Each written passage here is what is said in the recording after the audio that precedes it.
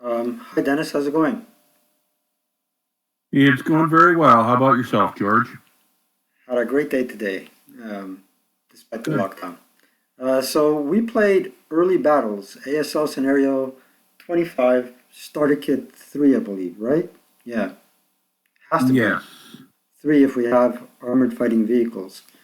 Um, so we're doing something new today. It's in the realm of a Q&A, and hopefully we can share our insights with the viewers. We picked this format, I suppose, because it might be more fruitful than just going over the replay, and we each played it at least twice for each side. Dennis? Yep. Once each side. All right. And the first time I ended up screwing up, not quite understanding the victory conditions. And so that was my fault. Mm. And the next one I did better on understanding the victory conditions and kept managed to eke out a win on that one. Oh, you handed me some good nasty defeats there, but we won't dwell on the defeats and the victories as much as on strategy and tactics. How Oh about I yeah. go? How about I go first and ask you the first question I pose to you? All right. Okay. So, other than the German player playing badly, what mistake would cost the Russian player the game? Oh, I think let me start a vassal a vassal game room. And you, yeah, let's do that. yep. So we'll make it Dan Geo, and you can join. Oh no, Yeah. I just I named it Dan Geo. It's all fine. It's right. So now you can, if you want to visually explain something, we can use vassal to do it, and we have all the units there. So you're with me, right?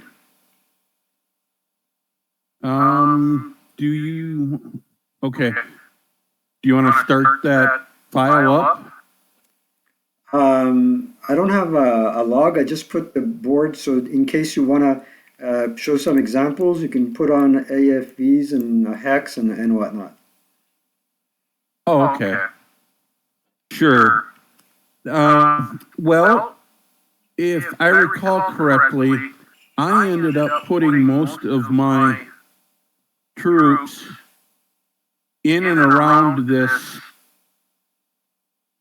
area here. I kind of kept, let's see, and then the MMG, well, the mortar was up here with the crew, and then let's see, I thought, yeah, there's the MMG was in there. And I really didn't do much with this lower woods area. I figured, if I get caught in there, I'm not getting out. So I didn't. I think that it was the most important thing for the Russian player is not getting strung out in these woods or over in these woods over here, where they're going to end up, cut off and decimated. So you want to be able to fall back, especially with the AFVs that you have. I mean, they've got a pretty good range of 14. You can come in with an AFV and boom, boom, boom, boom, boom.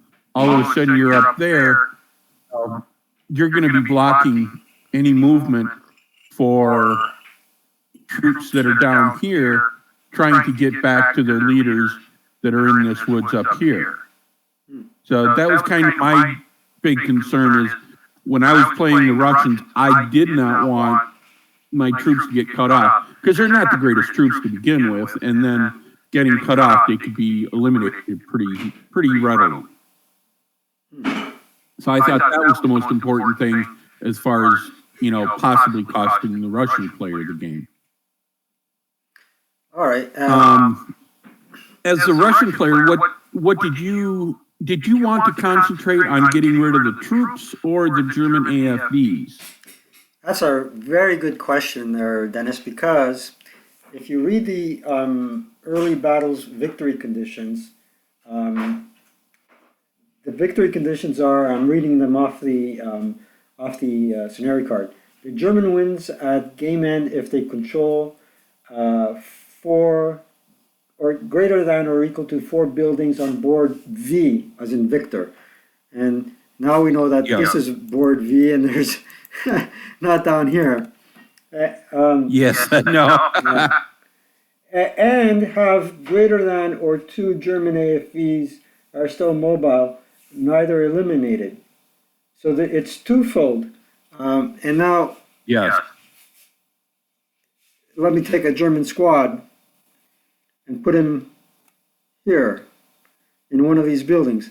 If a German squad enters that building, the entire building is in that squad's control. The German player Yeah. cannot achieve the same by ramming his armored fighting vehicle into the wooden building and risking a bog check, which I find that a bog check in advanced squad leader is not as it is not as likely that your vehicle will be immobilized than in classic. I always compare the game to classic, but it's just a habit. So I think as the Russian player, to make a long story short, focus on the German infantry, and hope that the German will blunder into your 76 or into or show their rear facing to your ATR. But concentrate Yeah. really on the German infantry, not getting up to board V. Yep. So, my second question to you: what is essential for the Germans to win?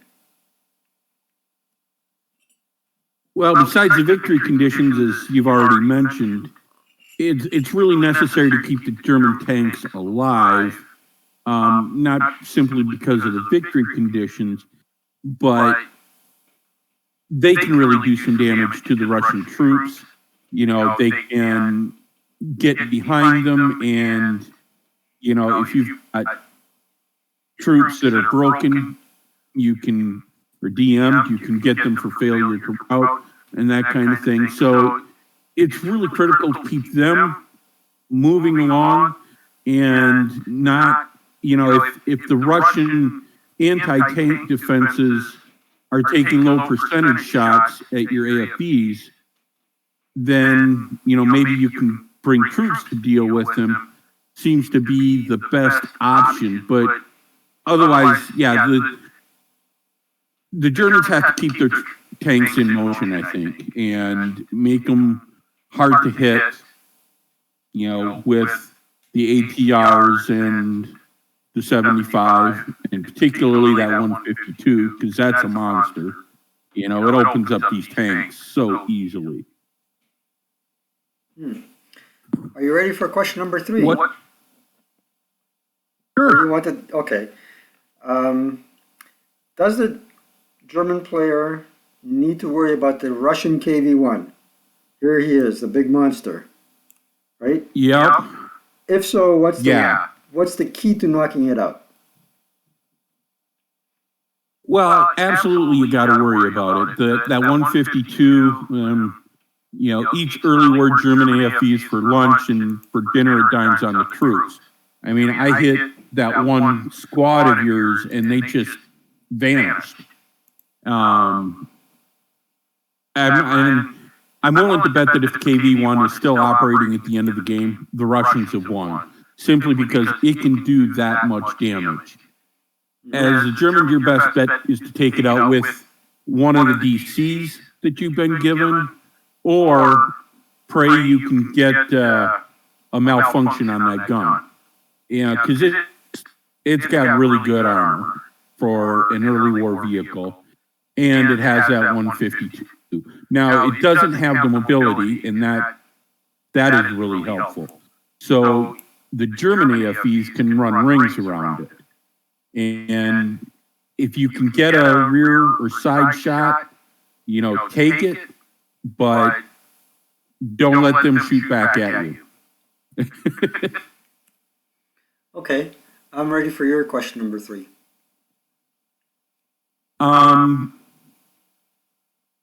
What do you think is essential for the Russians to win? What I think is essential for the Russians to win is getting the German troops herded in crossfire. So basically, I like to put the mortar up here, or where you had put it last time. It's great because if the German player tries to use this tree line as a base for cover, that mortar with area fire has fires with a rate of 3, and on the IFT it's half of a 50. So let's take a look at that table, the IFT table. So it's half of a 50. It is providing he gets a hit, right? It goes down to the 2 table, -1 because of tree bursts. So that mortar can keep the German out of the tree line. The MMG, I think every player that I've played against puts it up here, right? And also put your ATRs in a position where you can block the advance of the German tanks where the map narrows in terrain.